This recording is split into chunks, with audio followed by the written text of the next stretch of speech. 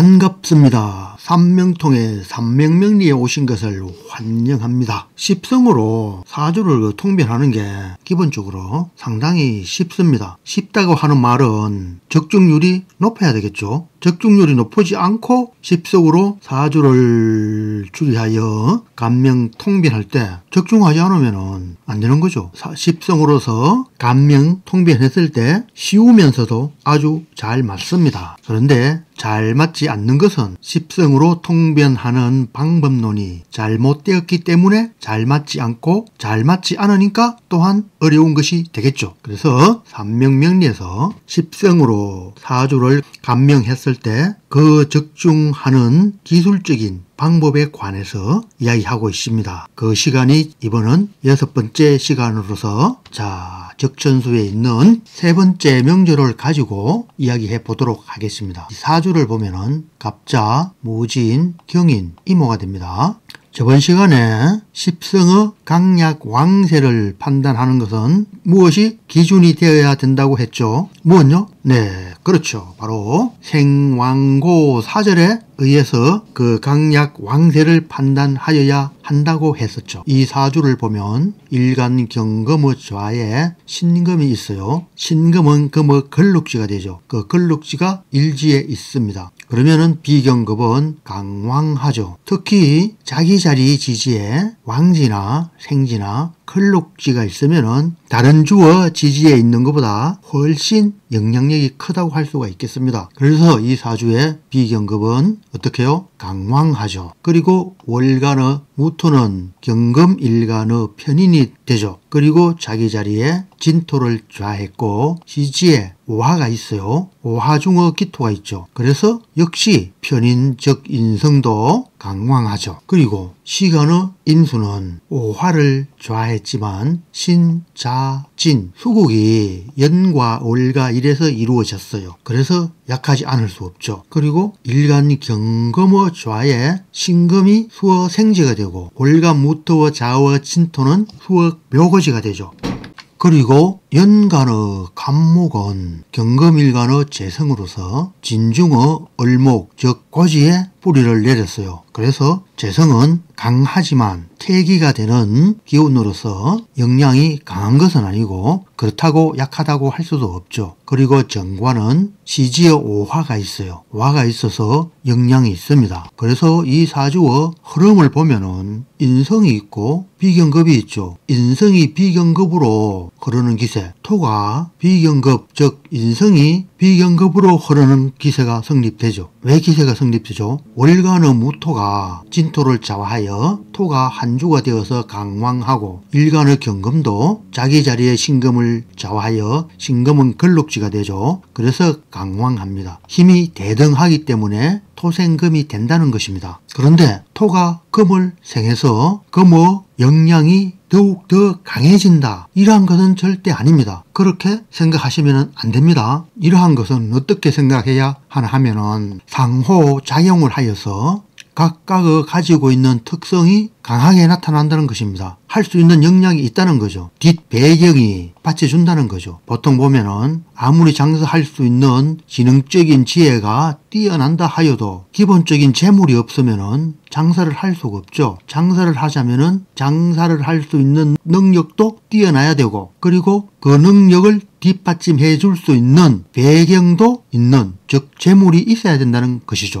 기본적으로 돈이 있어야지 사업을 할 수 있는 거죠. 이러한 구비가 되게 되는 것이 바로 기세라고 생각하시면 됩니다. 토가 금을 생해서 금의 힘이 강하게 더욱더 강하게 되는 그러한 것은 아니다는 것입니다. 사회생활이나 무엇을 할 수 있는 행위에 대한 뒷받침이 되는 그런 형상의 구성이 바로 기세라는 것입니다. 그리고 생이라는 것입니다. 그래서 이 사주는 편인이 비견겁으로 흐르는 기세가 성립되게 됩니다. 그런데 편인이 비견겁으로 흐르는 기세가 성립되는 이게 정말로 좋지 않습니다. 사주 중에서 제일 좋지 않는 형상이 인성에서 비견겁으로 흐르는 기세입니다. 왜 그럴까요? 비견겁은 재성을 깨잖아요. 그리고 인성은 직상성을 깨잖아요. 그러면 현대 사람이 세상을 살아가는데 사실상 가장 필요한 것은 식상성과 재성이거든요. 이게 상당히 중요한 기세의 흐름인데 특히 식상성 같은 경우는 고서에도 빼어난 기운이라 했어요. 숙이라고 많이 이야기하죠. 숙이, 빼어난 기운. 그 정도로 사람이 살아가는데 아주 중요한 기운입니다. 그런데 인성은 식상성인 수를 깨고 그리고 비경겁은 재성을 깨잖아요. 이러면 식상생재를 하는 기운을 파괴시키는 거죠. 그러면 세상 살아가는 원천들이 다 깨어지게 되는 거죠. 이 사주가 그러한 형상이라고 할 수가 있겠습니다. 그런데 또 묘한 것은 식상성이 시간에 줄되어 있어요. 그리고 신자진 합을 했어요. 그래서 이 사주의 기세의 흐름을 보면은 인성의 기세가 비견급으로 흐르고 비견급의 기세가 다시 식상생으로 흐르는 삼생의 구조를 하고 있기는 합니다. 인성이 비견급으로 흐르는 기세가 가장 나쁘다 했죠. 그런데 두 번째 나쁜 것은 비견급이 식상성으로 흐르는 기세가 됩니다. 비견급이 식상성으로 흐르는 기세가 성립될 경우에는 이것이 바로 상관의 특성과 아주 유사하게 되는 것입니다. 상관이라 하는 것은 지멋대로 하는 거죠. 규정과 규칙과 이런 것이 없이 자기 마음 내키는 대로 자유분방하게 행동하는 것. 관습이나 규정이나 이런 것을 파괴하는, 지키지 않는 그런 특성이잖아요. 상관은 관성을 깨잖아요. 관습과 규칙과 규정 이런 것을 잘 지키려고 하는 그 특성을 깨는 게 상관이잖아요. 그래서 비경급이 식상성으로 흐르는 기세는 그닥 좋지 않습니다. 이 사주는 인성이 비경급으로 흐르고 비경급이 다시 식상성으로 흐르는 기세가 성립되었는데 관살성이 시지에 있어요. 상관 경간된 사주죠. 상관이 관성을 깨는 그런 특성의 사주라고 하겠습니다. 그리고 재성은 약하잖아요. 이 사주에 만약에 재성이 강한 형상이라면은 갑인 연주가 되거나 하면은 이야기가 달라지죠. 그러면은 자수가 없다 하더라도 진과 신이 반합국을 이루고 식상성이 투출하여서 인성이 비경급으로 흐르고 비경급이 식상성으로 흐르고 식상성이 다시 재성으로 흐르는 기세가 성립되어서 사주 원국이 상당히 좋은 격에 해당하게 되는 거죠. 이렇게 각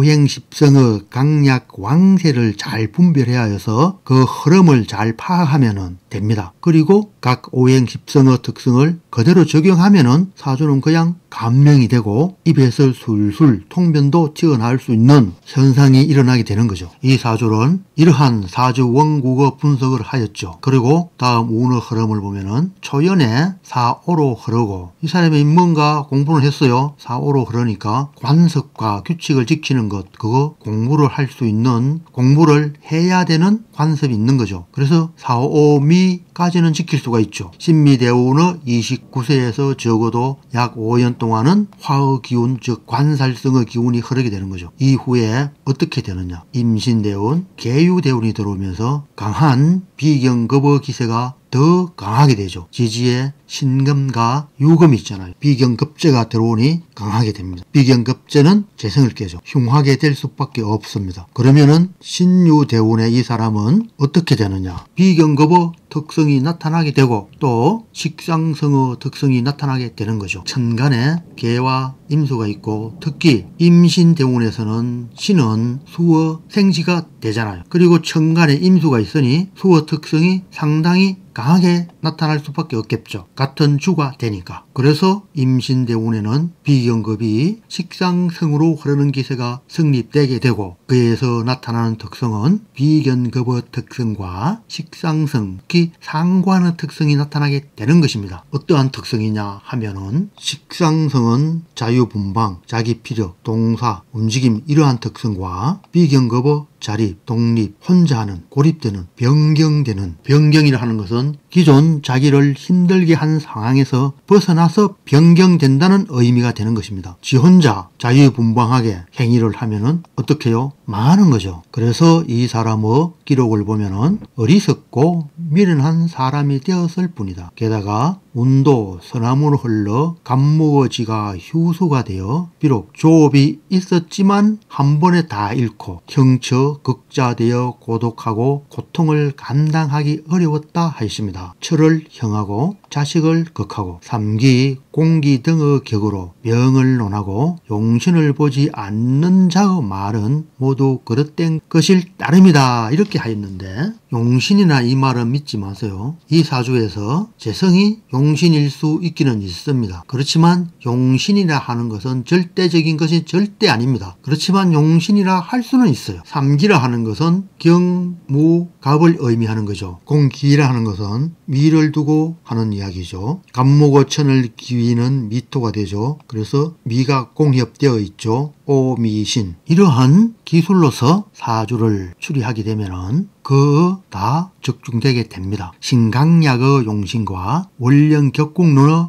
용신 다 필요 없는 것입니다.